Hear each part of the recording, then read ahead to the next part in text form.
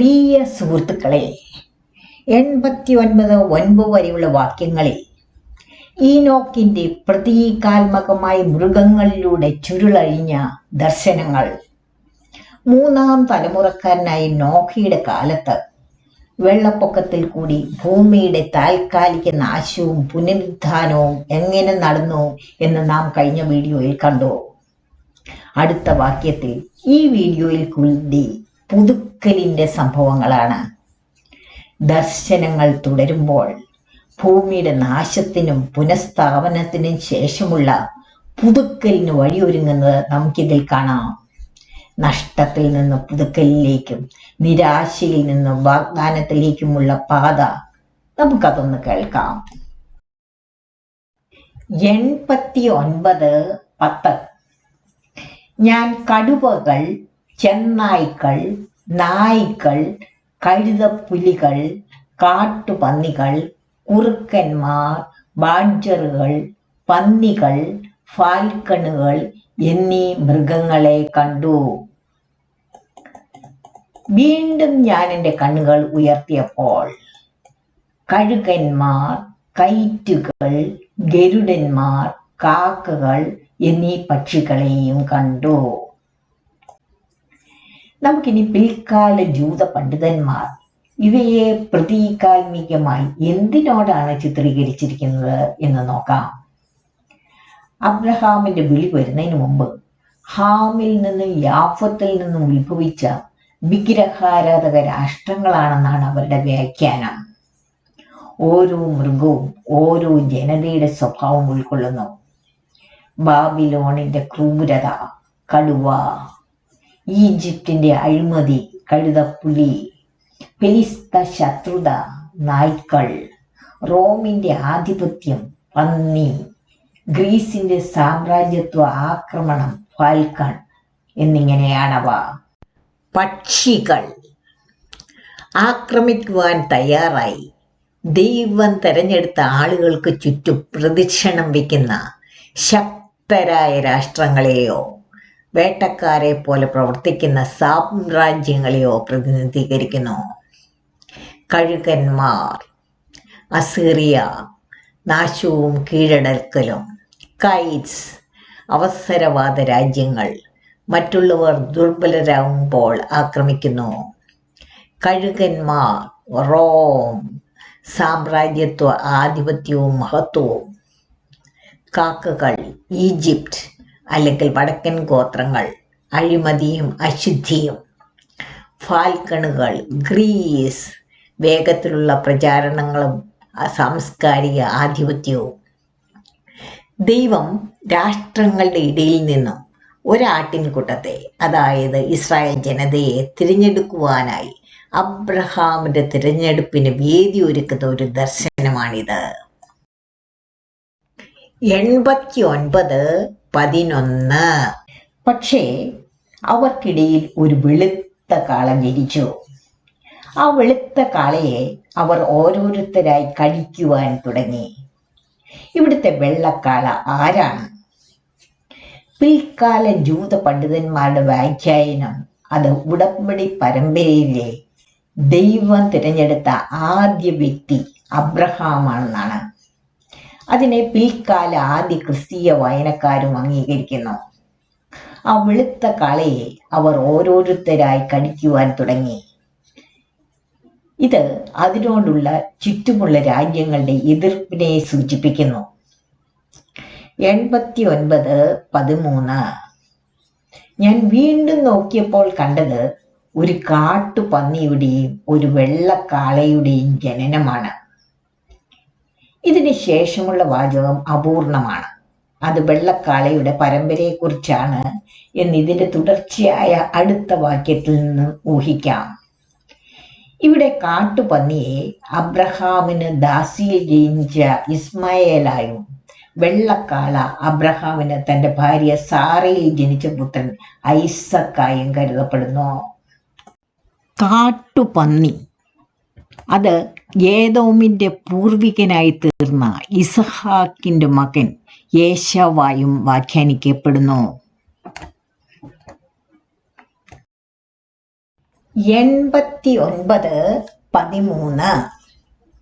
ആ 12 ആടുകൾ വളർന്നു കഴിഞ്ഞപ്പോൾ അവരുടെ എണ്ണത്തിൽ നിന്ന് ഒന്നിനെ അവർ എടുത്ത് കഴുതകൾക്ക് കൊടുത്തു. 14.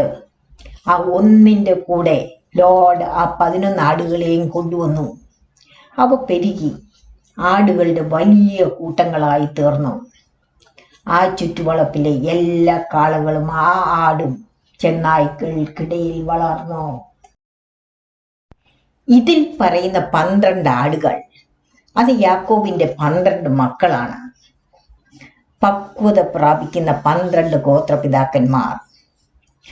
രണ്ടാമതായി ആടുകളിൽ ഒന്നിനെ കഴുതയ്ക്ക് കൊടുത്തു എന്നത് ജോസഫിന്റെ സഹോദരന്മാർ ജോസഫിനെ മിദിയാനിൽ നിന്നും വന്ന കച്ചവടക്കാർക്ക് വിൽക്കുന്നതും അവർ അദ്ദേഹത്തെ ഈജിപ്തിൽ എത്തിക്കുന്നതുമാണ്. ബൈബിളിൽ ഇതിന്റെ പ്രതിധ്വനി നമുക്ക് കാണാം.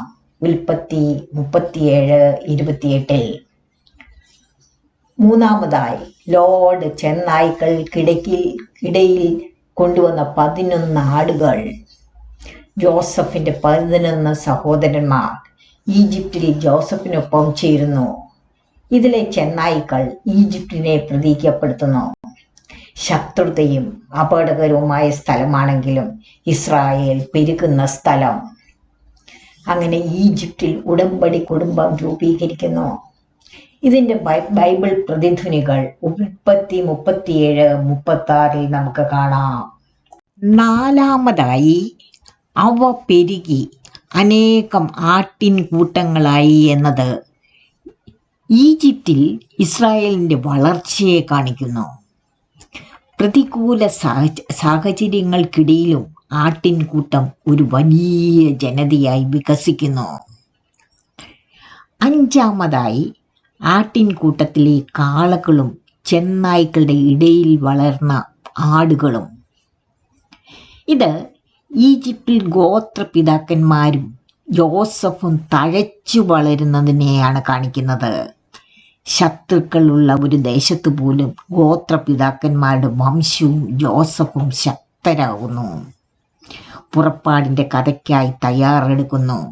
ഉൽപ്പത്തി 47-ാം നമുക്കിത് കാണാം.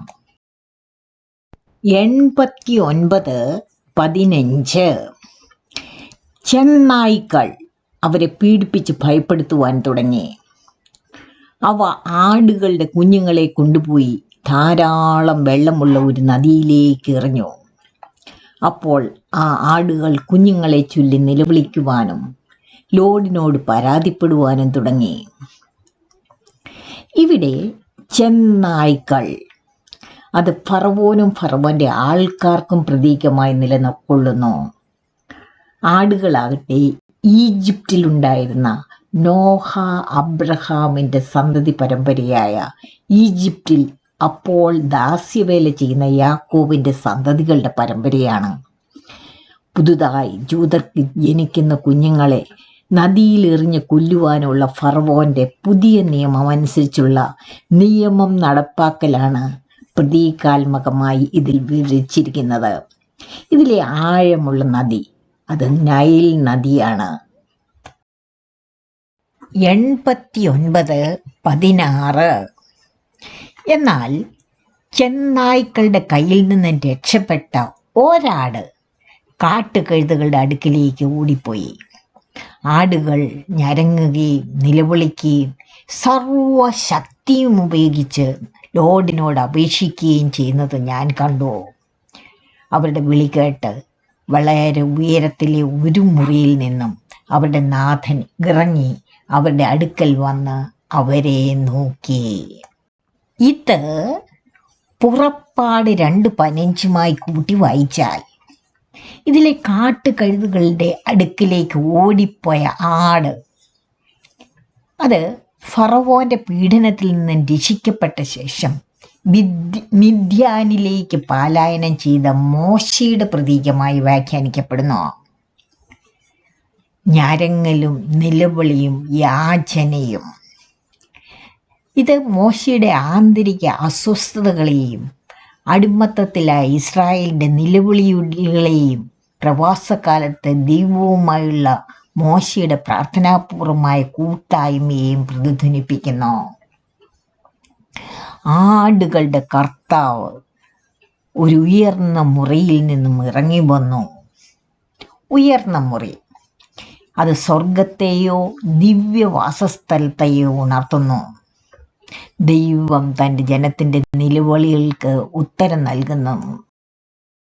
89:17 ചെന്നായ്ക്കളുടെ ഇടയിൽ നിന്ന് ഓടിപ്പോയ ആ ആടിനെ ലോഡ് വിളിച്ച് ആടുകളെ തുടരുതെന്ന് ചെന്നായ്ക്കൾക്ക് അത് മുന്നറിയിപ്പ് നൽകണം എന്ന് പറഞ്ഞു. ഇത് ബൈബിളിലെ പുറപ്പാട് 3-ാം അധ്യായത്തിലെ സംഭവങ്ങളുമായി പൊരുത്തപ്പെടുന്നു. ഹോരേബ് പർവ്വതനിരകളിൽ വെച്ച് മുൾപടർപ്പിൽ അഗ്നിജ്വാലയിൽ പ്രത്യക്ഷപ്പെടുന്ന ലോഡിൻ്റെ മോശയുടെ തിരഞ്ഞെടുക്കപ്പെടലിനെ ഇത് സൂചിപ്പിക്കുന്നു.